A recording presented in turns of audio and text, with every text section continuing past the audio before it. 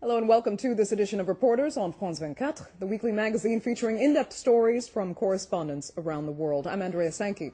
Tonight, Armenian identity in Turkey, or perhaps better said, a lack of identity.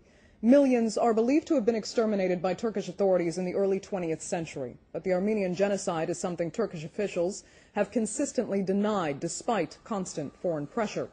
That denial has made it difficult for Armenians to be Armenian in Turkey. Many fear discrimination if they reveal their Christian roots, and some are even discovering their Armenian heritage has been kept from them for most of their lives. They are known as hidden Armenians, and here now are some of their stories.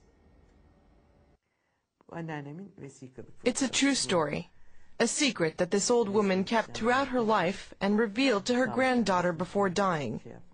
We're in 1915. The genocide is taking place. Armenian men from the village have been rounded up.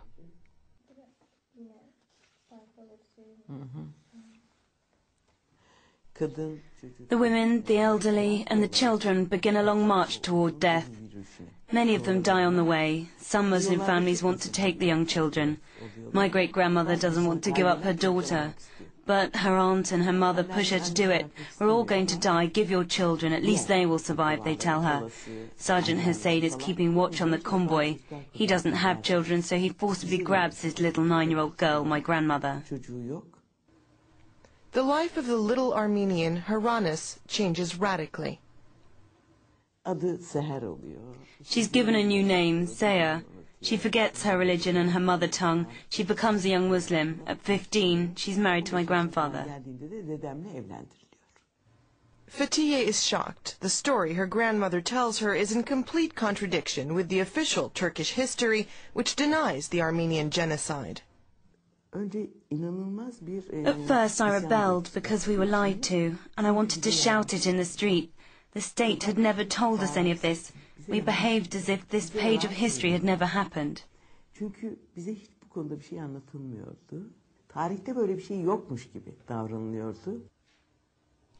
Fatiye Satin then decides to write her grandmother's story. But her book tackles a major taboo since it questions the Muslim identity of the Turkish nation. In the past few years, numerous Turks have discovered that they are hidden Armenians. Their Muslim family has Christian ancestors rescued from the genocide who had to convert to Islam in order to survive.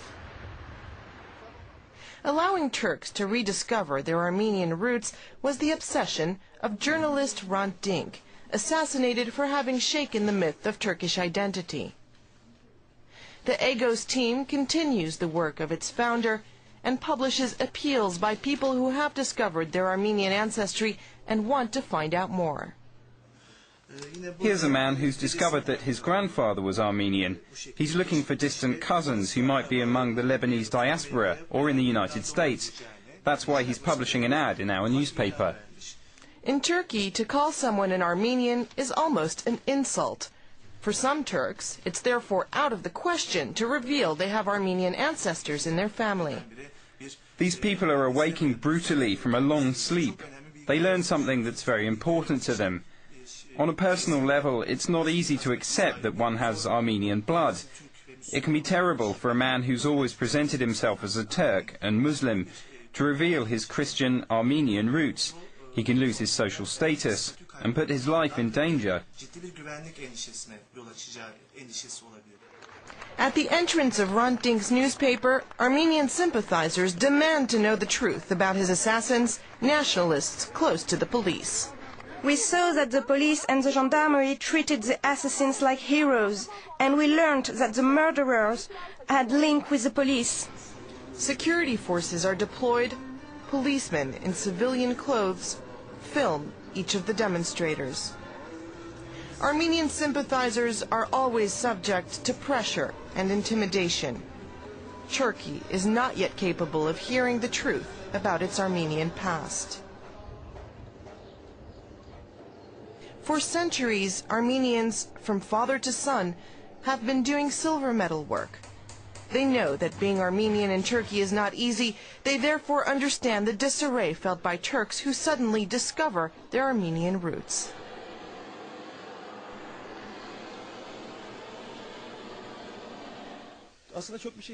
I was born an Armenian. I therefore never had a choice. But those who discover an Armenian ancestor all of a sudden feel disoriented.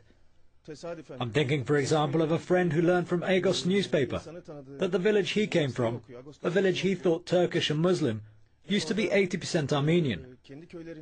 He spoke to his father and, surprise, his father admitted that yes, his grandmother was Armenian. Other hidden Armenians are those who know they are Armenian, but practice Islam. I know a lot of Armenians whose families converted to Islam to be accepted by the community. When some of them migrate to the city, to Istanbul, they feel freer and want to rediscover their Christian identity. They become Armenians again. This is Saadik's story. Another story based on secret. Saadik has known for a long time that he and his relatives are Armenians, but in the village his family has chosen to keep a low profile. I was born in a Christian family. My father and my mother are Armenians. But in our village, my brother and my mother hide their religion. They do not want to attract attention.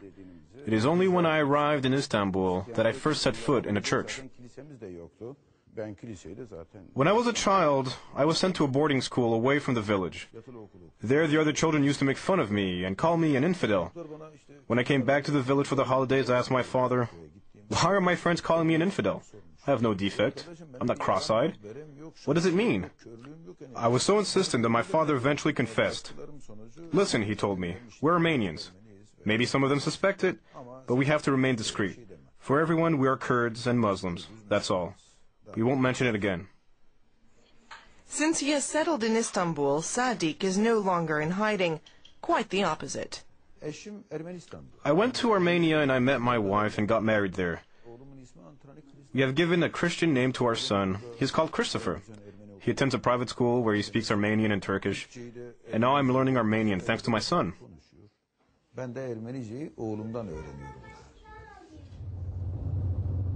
We travel with Saadik to his village, 2,000 kilometers away from Istanbul, where his mother and brothers still live. Before the genocide, there were at least 1 million Armenians living in southeast Turkey. They possessed their own land and villages, they prayed in their churches, and were buried in their own cemeteries. Today, these regions are only populated by Kurds and Turks. Of the millennia-old Armenian presence, almost nothing remains. Armenian names have been erased from the map, if not the village itself. Here there was an Armenian village. Today this place has a Turkish name, but it's not its original name. For a long time you could still see old damaged houses. Today there's almost nothing left. The stones have been carried away, the place is entirely empty. Look at this mosque. It's in fact an old Armenian church. The minaret was built and added recently. Before we arrive, Saadik first wants to visit the Muslim cemetery where his father is buried.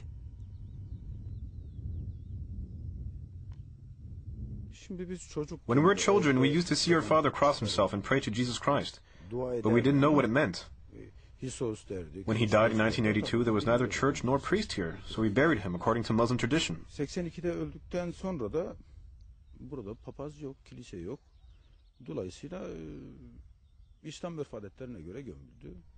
The tomb is made of marble, a sign of wealth that must fuel the villagers' envy. There was a rumor that an infidel was buried in the cemetery. People were concerned that the presence of this infidel would harm the soul of their own dead. They therefore destroyed the stone that carried my father's name. If we replaced it, it would be broken again.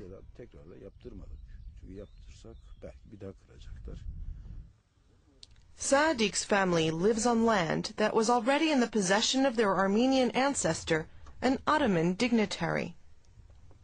It was only in 2000, at the end of a long trial, that the family was able to reclaim all the fields confiscated during the 1915 genocide.